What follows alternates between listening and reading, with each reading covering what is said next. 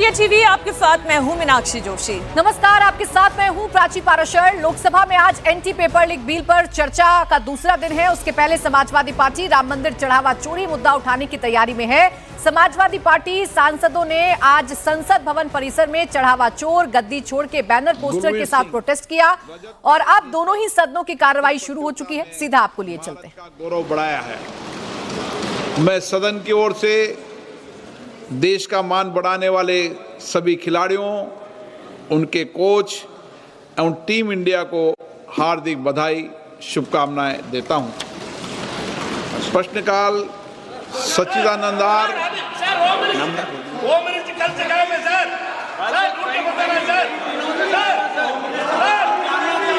मैंने पहले भी कहा माननीय सदस्य, फिर आपसे आग्रह करता हूं, प्रश्नकाल के अंदर प्रश्नकाल को कभी बाधित नहीं करें। प्रश्नकाल माननीय सदस्यों का होता है, सरकार की जवाबदेही होती है। कई माननीय सदस्य मेरे पास आकर आग्रह किया है कि हमारा बहुत कठिनाइयों से प्रश्न आया है और कुछ माननीय सदस्य जानबूझकर प्रश्न को बाधित करते हैं। मैंने आपको हर विषय, हर मुद्दे पर पर्याप्त समय दिया है, लेकिन इस तरीके से आप सदस्यों के प्रश्नकाल के समय बाधित करो, नियोजित तरीके से सदन को वेदान केदा करो, ये उचित नहीं है। मैं पुनः आपसे आग्रह करता हूं कि प्लीज आप अपनी अपनी सीट पर बैठिए। प्रश्नकाल के बाद इस चर्चा में भाग लीजिए। प्लीज प्लीज बैठिए। इकरा चौधरी जी मेरे पास आई, प्रश्नकाल चलने दो। सच्चिदानंद जी मेरे पास आए, कई माननीय सदस्य मेरे पास आए। आप माननीय सदस्यों के हक को नहीं मार सकते, ये तरीका उचित नहीं है। आप अगर सदन को वैधान करना चाहते हैं, नियोजित तरीके से गतिरोध पैदा करना चाहते हैं, ये संसदीय परंपराओं के अनुरूप नहीं है। सदन की कार्रवाई आज 12 बजे तक के लिए स्थगित की जाती है। तो लोकसभा की कार्रवाई दोपहर 12 बजे तक के लिए स्थगित कर दी गई है। जैसे ही कार्रवाई शुरू हुई है, जो हमारे ओलंपियंस हैं, कॉमनवेल्थ गेम्स में जाने वाले हमारे खिलाड़ी हैं, उनके लिए सबसे पहले लोकसभा स्पीकर ने 2 शब्द कहे और इसके बाद ही जैसे ही ये बात खत्म हुई है, विपक्ष की ओर से गृह मंत्री अमित शाह को लेकर सवाल उठने लगे। ये पूछा जाने लगा कि गृह मंत्री अमित शाह कहाँ हैं? वो सदन से गायब हैं, वो चर्चा में भाग नहीं ले रहे हैं। लोकसभा स्पीकर ओम बिरला ने सामंजस्य बैठाने की कोशिश की और कहा कि इकरा चौधरी भी हमारे पास आई थी, बाकी और सांसद भी हमारे पास आए कि बहुत मुश्किल से प्रश्न आते हैं, प्रश्नकाल होने देना चाहिए। लेकिन इसके बावजूद जब लगातार हंगामा चलता रहा, आखिरकार सदन की कार्रवाई को दोपहर 12 बजे तक के लिए स्थगित करना पड़ा।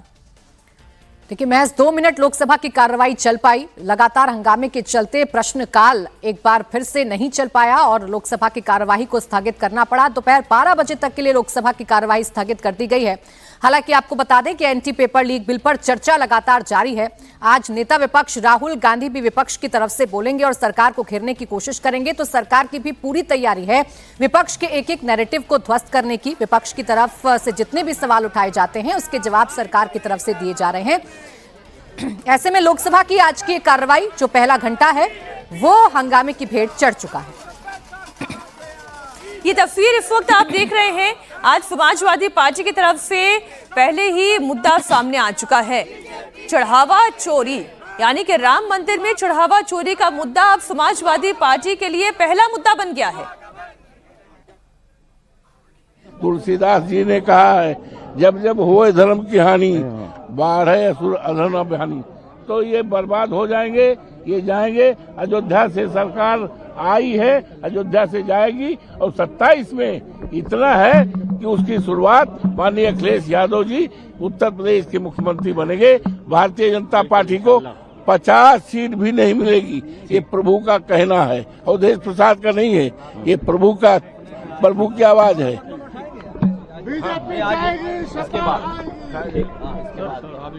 क्या हम क्या क्योंकि आप लोगों ने अच्छा मैंने मुद्दा उठाया कहा अरे मैंने मुद्दा उठाया सवेरे कहा था कि मैं चोरी की बात तुम कहो राम मंदिर की चर्चा होगी बक्से वही प्रतीक चिन्ह वही प्रतीकात्मक तस्वीर जो राम मंदिर के अंदर दिखा लाए हम लेकिन हम बैग रखा।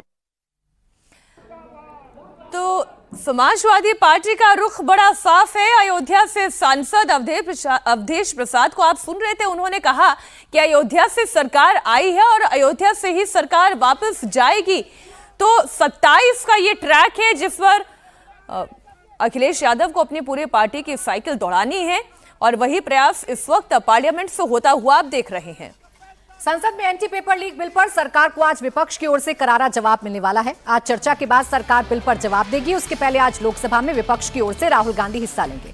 कल करीब 9 घंटे तक बिल पर चर्चा हुई थी। इस दौरान विपक्ष लगातार सरकार पर हमलावर रहा।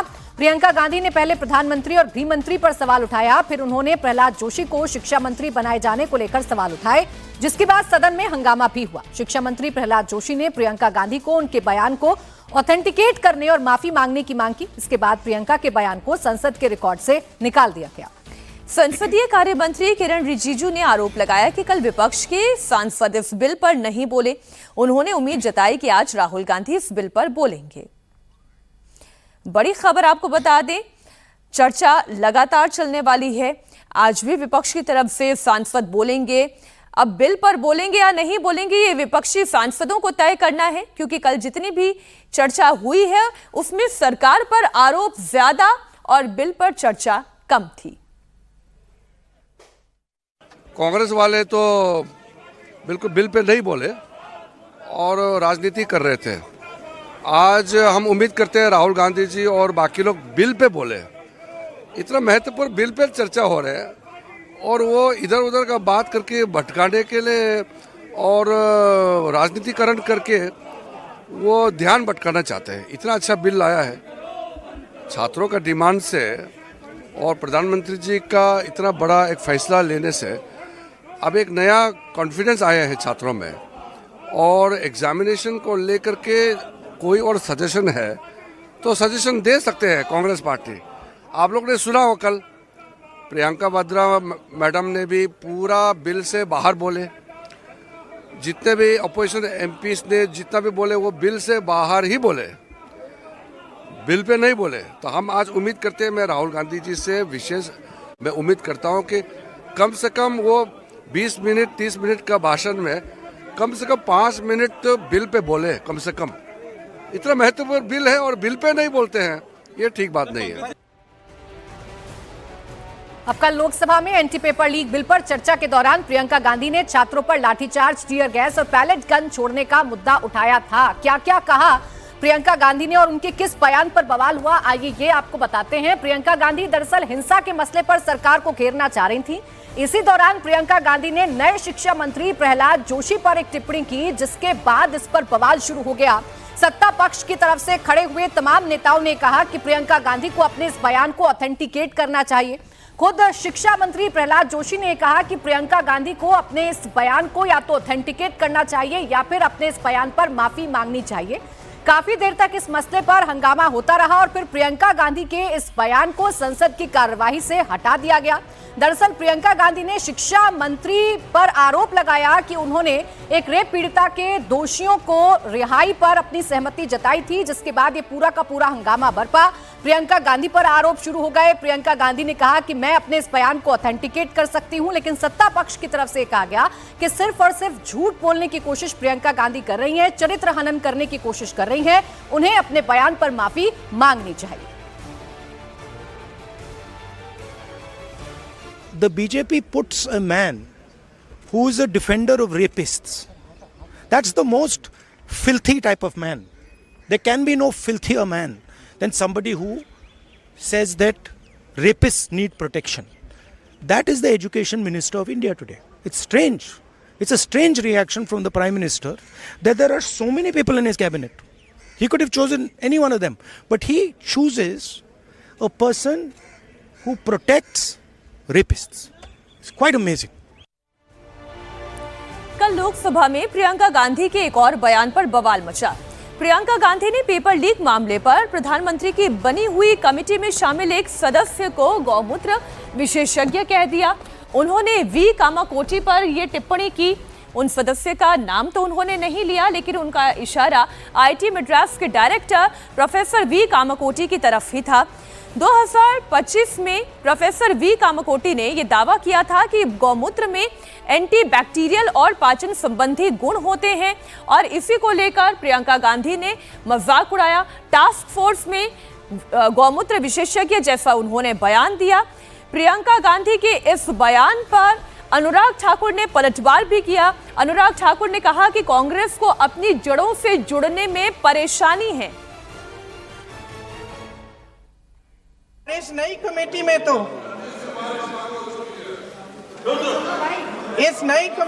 तो एक एक्स आईबी चीफ,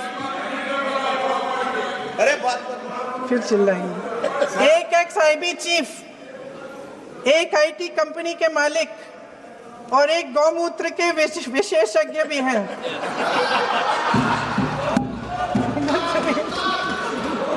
तो सच है क्या?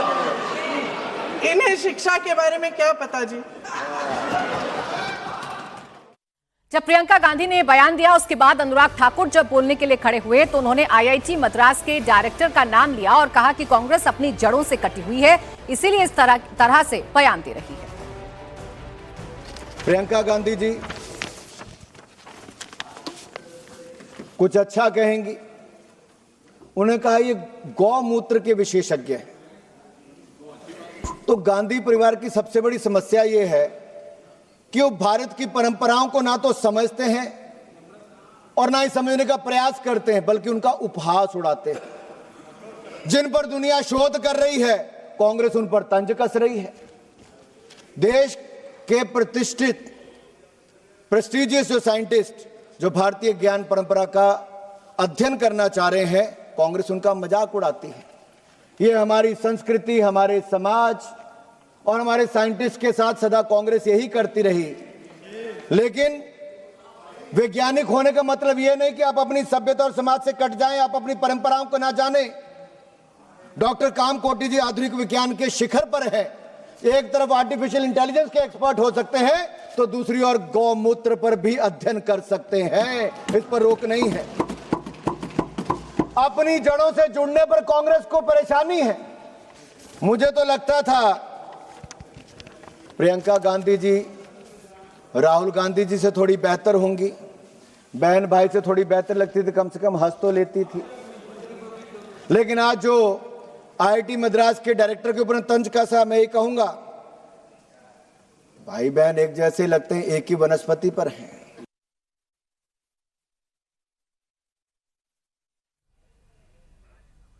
आइए आपको राज्यसभा की संसदीय कार्रवाई में लिए चलते हैं।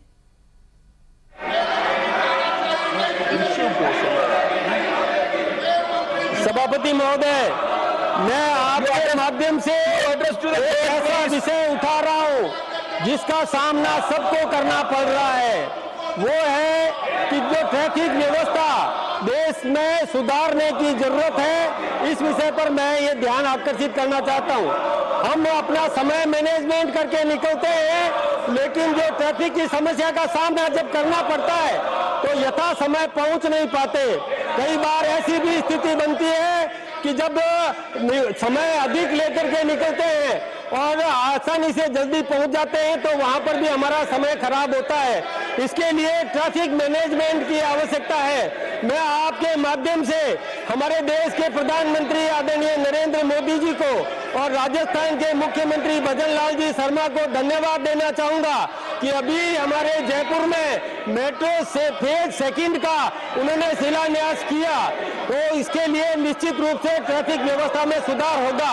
मैं आपका ध्यान आकर्षित करना चाहूंगा, राजस्थान के कोटा में इस प्रकार की व्यवस्था की गई है कि जो भी चौराहे हैं वहां पर या तो अंडरपास बना दिया या ओवरब्रिज बना दिया, ताकि कहीं पर भी सिग्नल पर रुकने की जरूरत नहीं पड़े। इस प्रकार की व्यवस्था राजस्थान सरकार ने की है। मैं इसके लिए राजस्थान सरकार को और केंद्र में हमारे केंद्रीय जल परिवहन मंत्री जी का भी धन्यवाद देना चाहूंगा। सभापति महोदय, कई देशों में हमने देखा है कि वहां पर लोग मेट्रो से सफर करते हैं और बड़े बड़े अधिकारी भी, चाहे कलेक्टर हो, एसपी हो या कोई मंत्री हो, वो भी मेट्रो से सफर करके और वहां उतर करके साइकिल लेकर अपने गंतव्य तक पहुंचते हैं। तो ये व्यवस्था यदि हो गई तो निश्चित रूप से इसका लाभ स्वास्थ्य पर भी पड़ेगा, प्रदूषण का समाधान भी होगा। ये व्यवस्था हमारे हिंदुस्तान में होनी चाहिए। अनेक ऐसे जो चौराहे हैं वहां पर अंडरपास बने, ओवरब्रिज बने, ताकि जो ट्रैफिक की समस्या का समाधान हो सके। अनेक स्थानों पर अव्यवस्थित पार्किंग हो जाती है, गाड़ियां खड़ी कर देते हैं जिससे कि मार्ग सुलभ नहीं होता।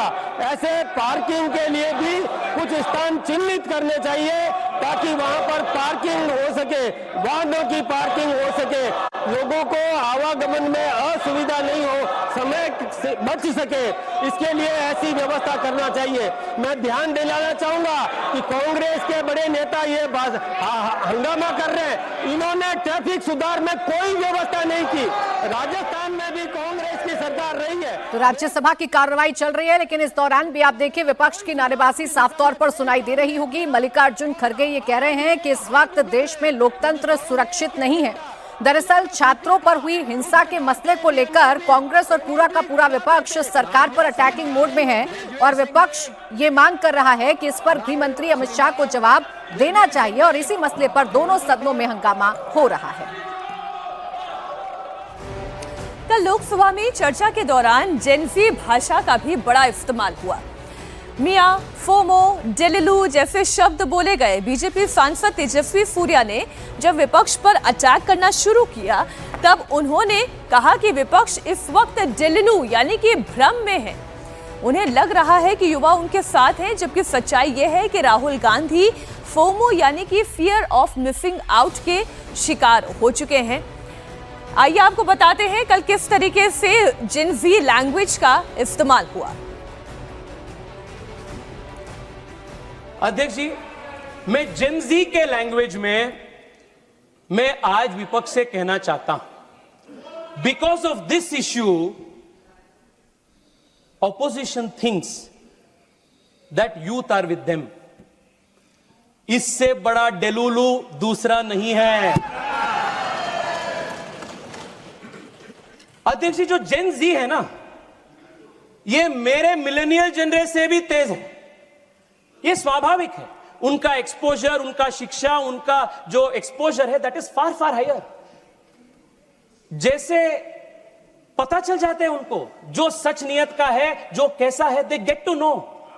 और मैं बता रहा हूं अध्यक्ष जी, ये जो आज के जमाने का युवा है और सबसे तेज है, वो युवा वो जानते हैं कि अगर कोई उनके पक्ष में काम कर रहा है तो वो मोदी है और मोदी सरकार है।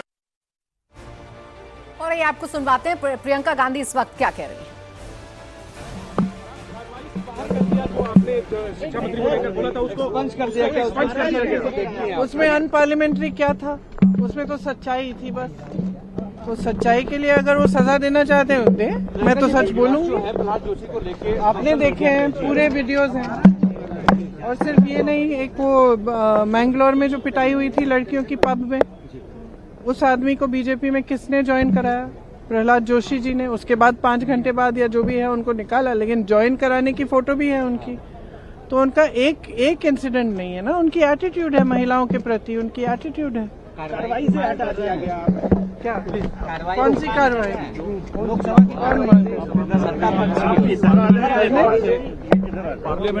मैंने तो सच ही बोला है मैम। लेकिन जो एक्सपंज किया गया, क्या उस इशू पे आप स्पीकर से मिलेंगे? क्योंकि आपने ऑथेंटिकेट किया, मीडिया रिपोर्ट्स आपने दिए, फिर भी एक्सपंज कर दिया गया। क्या इस इशू को आप रेज करेंगी स्पीकर? हाँ, रेज करूंगी।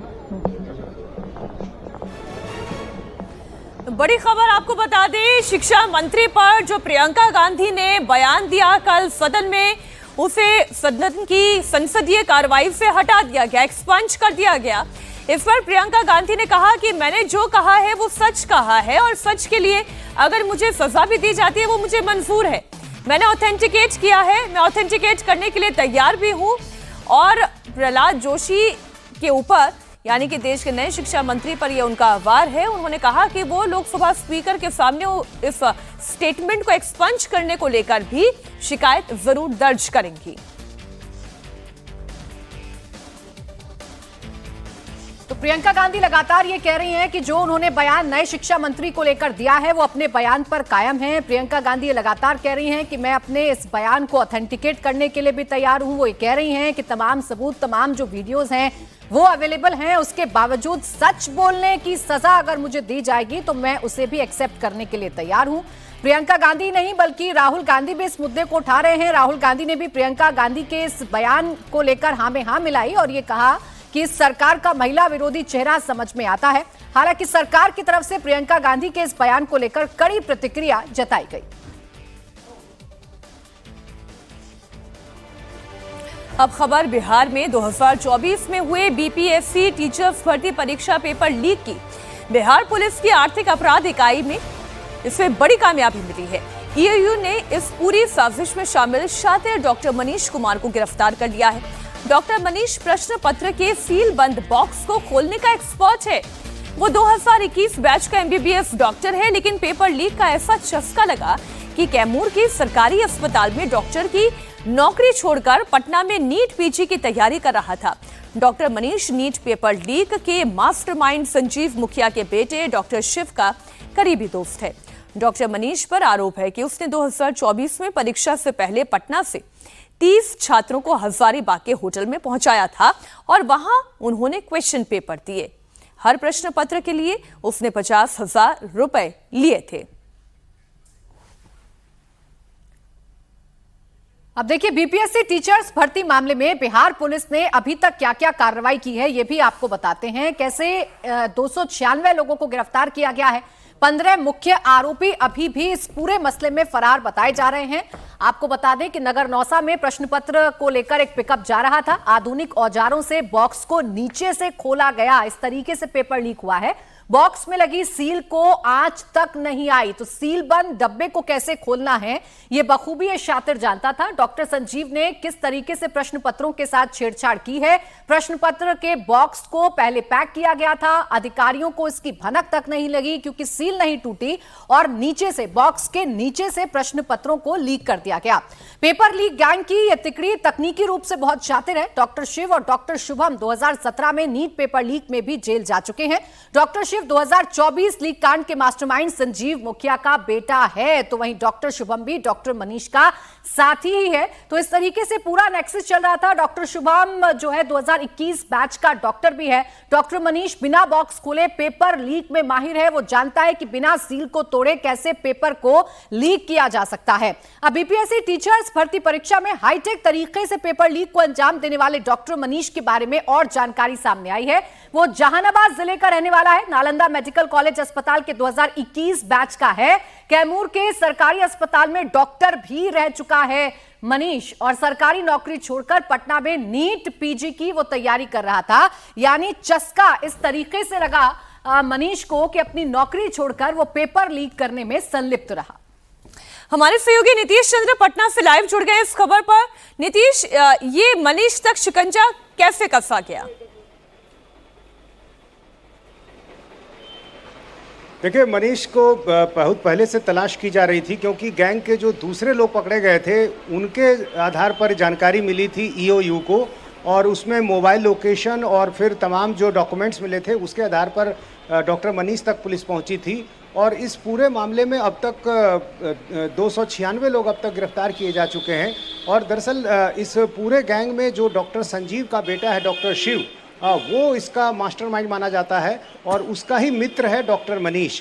इसके अलावा पुलिस को ये भी जानकारी मिली थी कि शुरुआती जांच में जब ये परीक्षा हो रही थी 15 मार्च 2024 को करीब 87,000 शिक्षकों के पदों के लिए बहाली थी, और जब परीक्षा हो रही थी उसी दिन ईओयू को जानकारी मिली कि हजारीबाग में कई ऐसे परीक्षार्थी थे जिनको एक होटल में ठहराया गया था और उनके पास से एक पेन ड्राइव बरामद हुआ था और उसमें जो प्रश्न पत्र मिला था उसमें कोई बारकोड नहीं था। और इसलिए ये पता चला कि कोलकाता में एक प्रिंटिंग प्रेस है, वहाँ से इसे चुराने की कोशिश की गई थी। और बाद में जब प्रश्न पत्र को कुरियर के जरिए भेजा जा रहा था अलग अलग ज़िलों में, तो यहाँ पटना से नवादा भेजे जाने के दौरान नगर नौसा में एक लाइन होटल के पास डॉक्टर मनीष ने सेंधमारी की थी और बहुत ही शातिर तरीके से इस तरह से खोला सील बंद। अब अगर जांच एजेंसियां इसे इसके अंजाम तक पहुंचा देती हैं और मिनिमम 10 साल तक की सजा तक ये बात पहुंच जाती है, तब कहीं जाकर छात्रों के अंदर वो विश्वास पैदा होगा जो सरकार पैदा करना चाहती है, जो पुलिस पैदा करना चाहती है। बहुत शुक्रिया आपका नीतीश, पूरी जानकारी के लिए।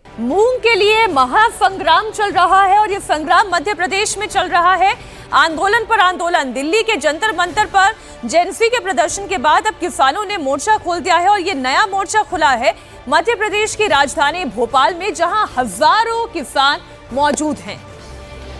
इस वक्त की बड़ी खबर आपको बता दें, मध्य प्रदेश की राजधानी भोपाल में किसानों का बड़ा प्रदर्शन चल रहा है। हजारों किसान सीएम मोहन यादव के आवास का घेराव करना चाहते हैं। किसानों को रोकने के लिए जबरदस्त सिक्योरिटी लगाई गई है। 15 थानों की पुलिस फोर्स लगाई गई है। 5 लेयर बैरिकेड्स लगाकर किसानों को रोका गया है। किसान अपने साथ 7 दिनों का रसद भी लेकर पहुंचे हैं। किसान सड़क पर ही खाना बना रहे हैं, सड़क पर ही हवन कर रहे हैं। ये मूंग के किसान हैं जो 100% उपज की खरीद एमएसपी पर चाहते हैं। साथ ही तुलाई और खाद की खरीद के लिए लागू ई टोकन सिस्टम का विरोध कर रहे हैं। किसानों को सीएम आवास से 7 किलोमीटर की दूरी पर रोक दिया गया है। हजारों किसान मध्य प्रदेश के अलग अलग जिलों से आए हैं। नर्मदापुरम, हरदा, सीहोर, रायसेन समेत कई जिलों के किसान इसमें शामिल हैं। 19 किसान संगठनों का ये मोर्चा है जो भोपाल जाकर सीएम आवास का घेराव करना चाहता है। कल शाम से ही भोपाल में दाखिल होने के जिद पर अड़े हुए हैं। फिलहाल इन्हें सीएम आवास से 7 किलोमीटर दूरी पर रोक दिया गया है।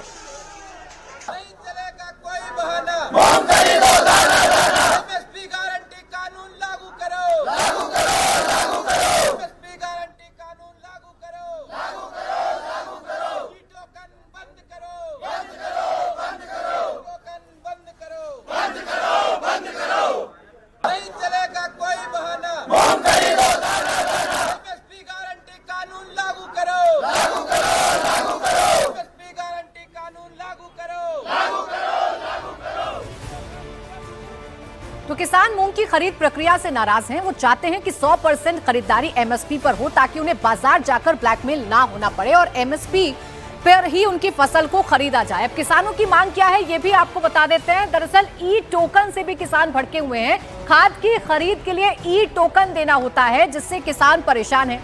चाहते क्या है? चाहते ये हैं कि सीएम आवास का घेराव किया जाए। प्रदर्शन क्यों किया जा रहा है? क्योंकि मूंग की 100% खरीद की मांग कर रहे हैं और एमएसपी पर ही खरीदा जाए, ये मांग भी किसानों की तरफ से की जा रही है। इसलिए अलग अलग जगहों से किसान भोपाल की तरफ कूच कर रहे हैं और सीएम आवास का घेराव करना चाहते हैं। हालांकि इनको 7 किलोमीटर पहले ही रोक लिया गया है। ये चाहते हैं कि एमएसपी पर खरीद हो और किसानों की नाराजगी ये है कि अभी एमएसपी पर उनकी फसल को नहीं खरीदा जा रहा है, जिसकी वजह से वो परेशान है, नाराज है और ई टोकन से भी परेशान है। वो ई टोकन की प्रक्रिया से भी परेशान है। इसलिए सीएम से बात करना चाहते हैं, सीएम मोहन यादव से मुलाकात करना चाहते हैं। इसीलिए किसान सीएम आवास का घेराव करना चाहते हैं। बड़ी संख्या में किसान इस वक्त सड़कों पर हैं और पूरे इंतजाम के साथ किसान सड़कों पर आए हैं। अपना पूरा राशन लेकर आए हैं और सड़क पर ही खाना जो है वो बनाया जा रहा है। सड़क पर ही खाना बनाकर अपने प्रदर्शन को अंजाम दिया जा रहा है। तो इस तरीके से किसानों की नाराजगी है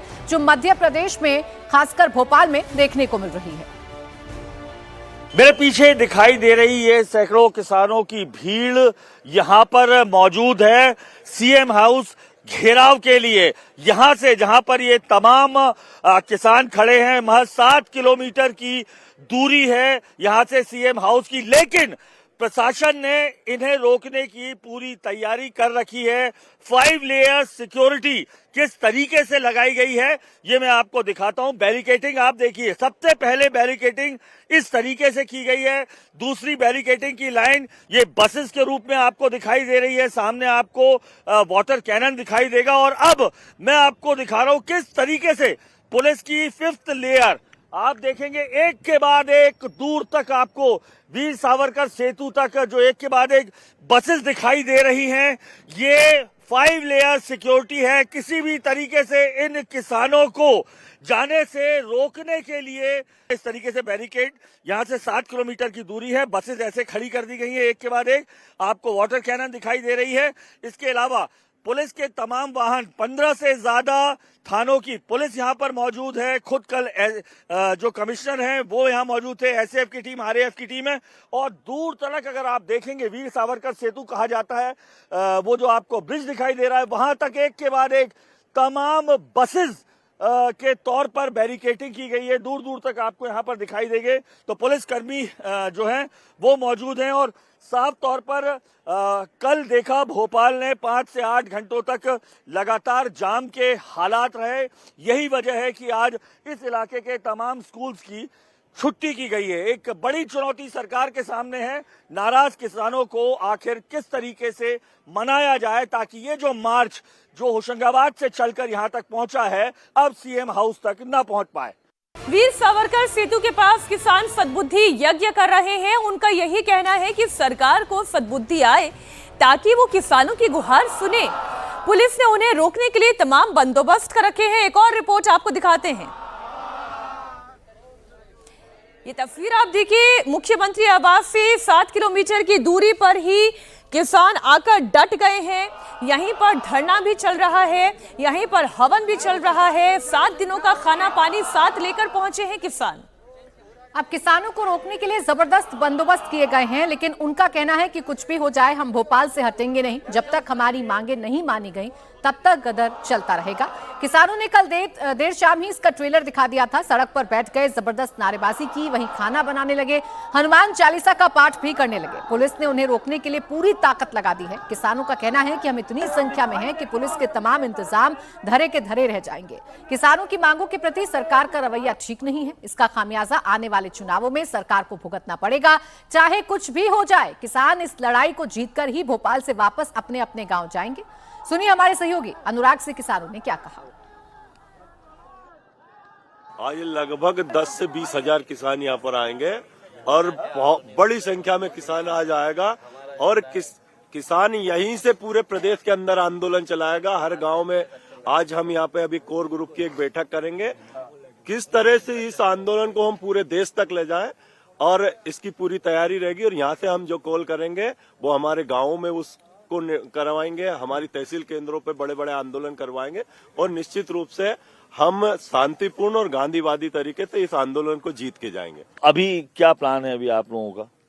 प्लान बहुत मजबूत है, बहुत ज्यादा हमारे किसान आ रहे हैं और सरकार को हमारी बात माननी पड़ेगी। आप लोगों ने कहा था कि आज भी वो मुख्यमंत्री निवास के लिए निकलेंगे। हाँ, नहीं सुनेंगे तो निकलेंगे। जब 1 महीने से हम लोग आवेदन निवेदन कर रहे हैं, जो भी जितने भी तरीके होते हैं जो सरकार तक बात पहुंचाने के, जब इतने बैरिकेड तोड़ के यहाँ तक पहुंच गए हैं तो आज वहां तक तो जाना ही है। वो हमारे मुखिया है, मुख्यमंत्री हमारे मुखिया है। अनुराग अमिताभ हमारे सहयोगी इस वक्त जुड़ गए ज्यादा जानकारी के साथ। अनुराग, किसानों का मूड बड़ा साफ है, किसानों की मांगे बड़ी साफ हैं, किसान किसी भी सूरत हाल में पीछे हटने को तैयार नहीं है। ऐसे में सरकार की तरफ से क्या कोई बातचीत का रास्ता खोला गया है? देखिए, सरकार लगातार चैनल खोल कर रखी है जिससे किसानों से बातचीत हो रही है। बीते 1 महीने से भी, इसके अलावा कल भी अगर देखें तो कल जो मध्य प्रदेश सरकार के कृषि मंत्री हैं इंदल सिंह कंसाना समेत कृषि सचिव और तमाम आला अधिकारियों ने जो किसानों के 19 संगठन हैं उनके आला पदाधिकारियों से बैठक की। 1 घंटे तक बातचीत चली लेकिन बेनतीजा रही, क्योंकि जो ये तमाम किसान संगठन थे इनकी मांग सिर्फ एक है, मूंग पर 100% MSP हो, ई टोकन का जो सिस्टम है उसमें बदलाव किया जाए। बेनतीजा बैठक के बाद रात में एक बार फिर पुलिस कमिश्नर के साथ बैठक हुई, वो भी जो है वो पूरी तरीके से विफल रही। लगातार सुबह इंतजार किया जब 10-11 बजे तक संगठनों ने, और उसके बाद जब सरकार से जो चैनल बातचीत का खुला हुआ था उस पर कोई सकारात्मक नतीजा नहीं दिखा। उसके बाद इसी ग्राउंड पर बीच भोपाल शहर के अंदर की अगर हम बात करें, जहां पर हम इस वक्त खड़े हैं वीर सावरकर सेतु, यहां पर सद्बुद्धि यज्ञ किया गया केंद्रीय कृषि मंत्री के लिए, मध्य प्रदेश के मुख्यमंत्री समेत जो प्रदेश के कृषि मंत्री है कि सद्बुद्धि उन्हें मिले। इसके अलावा 2 बजे तक का एक अल्टीमेटम भी दिया तमाम यहाँ के जो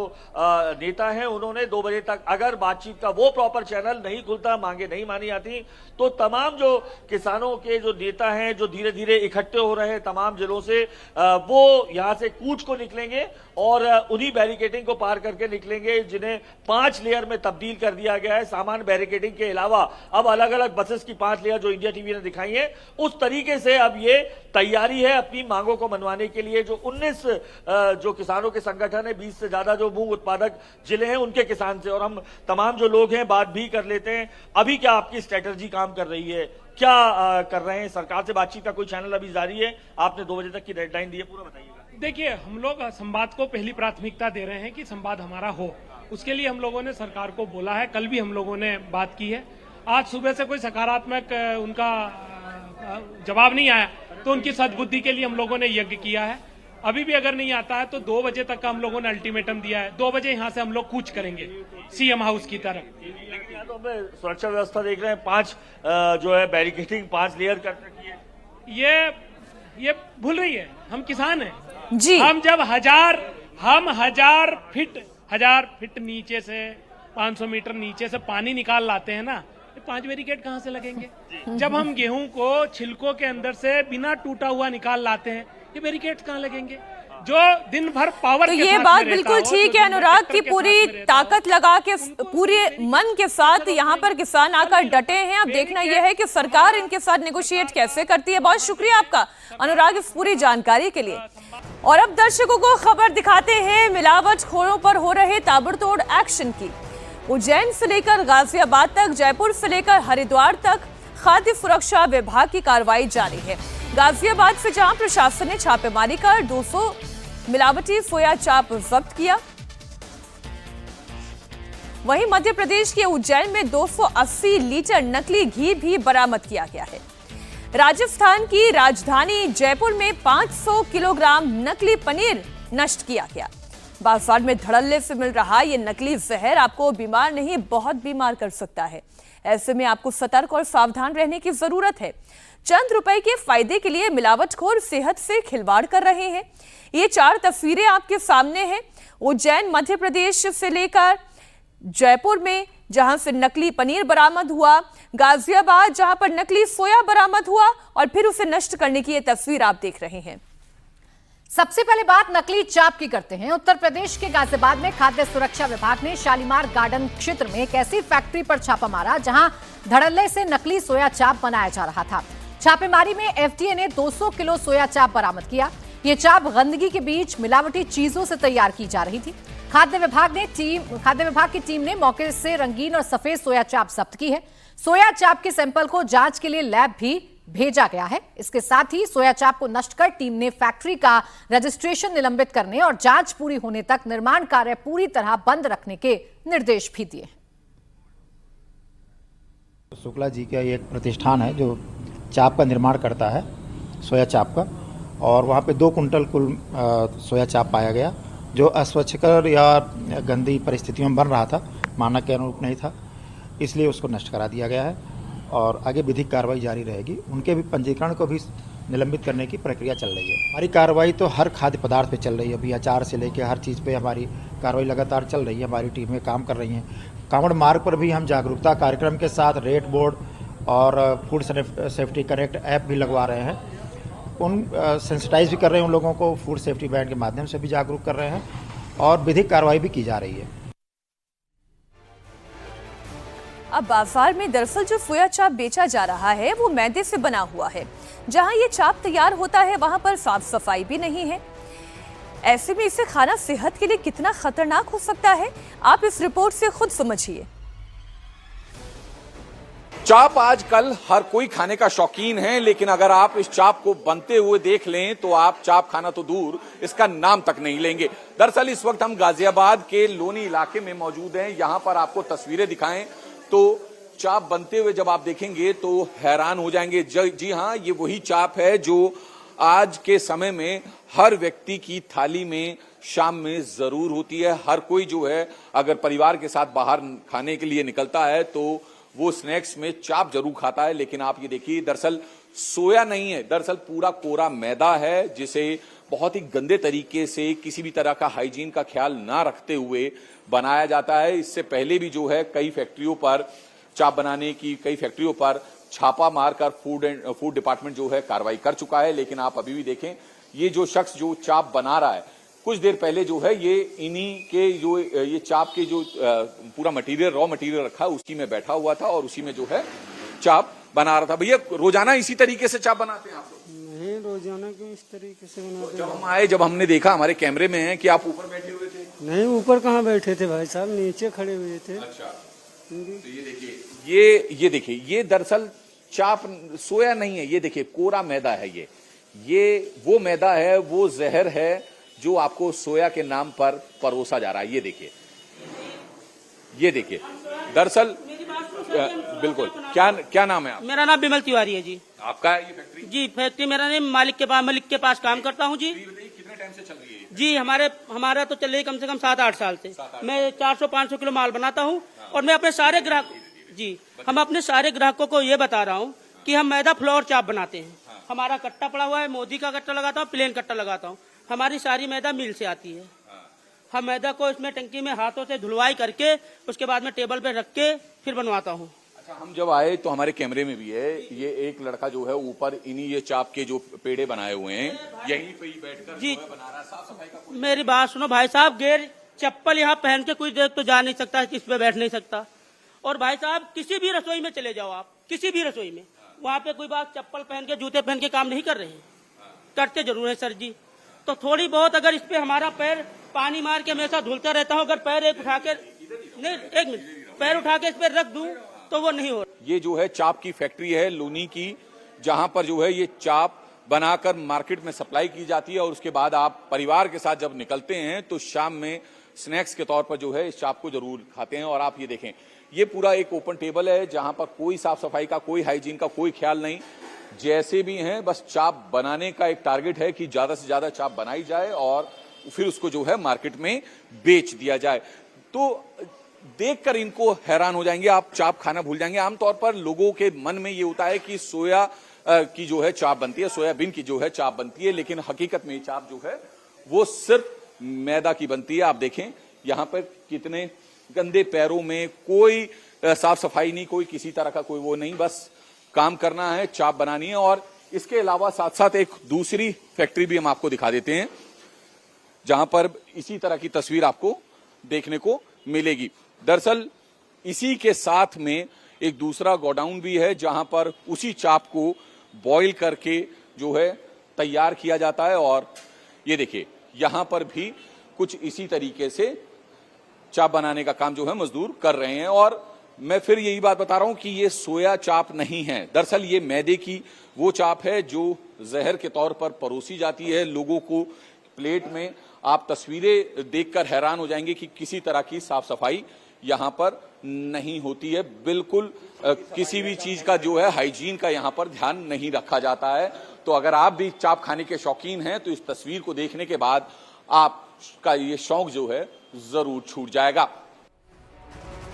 गाजियाबाद के लोनी में मिलावटी सोया चाप धड़ल्ले से तैयार की जा रही है। खाद्य सुरक्षा नियमों की पूरी तरह से अनदेखी की जा रही है। जब फैक्ट्री के संचालक से साफ सफाई के बारे में पूछा गया तो उसने क्या कहा, ये भी सुनिए।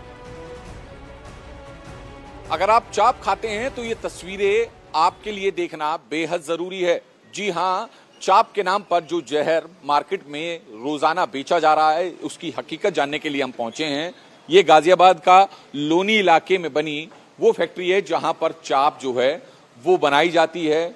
तमाम जो फूड सेफ्टी के नियम हैं उनकी बिना परवाह किए जो है धड़ल्ले से बनाई जाती है। कोई साफ सफाई नहीं, किसी तरह का कोई हाइजीन नहीं, बस चाप बनानी है और मार्केट में जो है उसको सप्लाई कर देना है। और ताकि वो सप्लाई होने के बाद आपकी थाली में शाम को जब परोसी जाए तो इसकी गंदगी या फिर कहें जो हाइजीन का ख्याल न रखते हुए जो इसमें क्वालिटी में से कॉम्प्रोमाइज किया जा रहा है वो जो है तमाम मसालों के बीच में ढक जाए। हमारे साथ इस फैक्ट्री के मालिक भी हैं। क्या नाम है आपका? मोहम्मद यूनुस।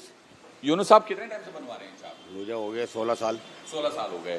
साफ सफाई, फूड सेफ्टी, एक सेकंड सुन लीजिए। फूड सेफ्टी डिपार्टमेंट की जो गाइडलाइंस है, ना हेयर कैप है, ना हाथों में ग्लव्स, खुले में बैठे हैं और बना रहे हैं। हम देख रहे थे जब हम आए, यहाँ पे भी, साथ वाले में भी ऊपर बैठकर जो है बनाया जा रहा है। पैरों में जो है पूरा रॉ मटेरियल पड़ा हुआ है। नहीं, पैरों में कहाँ है, आप बताओ सर। मेरे पे है, दोनों के कैमरे की फुटेज है। मेरे यहाँ घुमाओ ना आप मैं अपनी गारंटी लेता हूँ।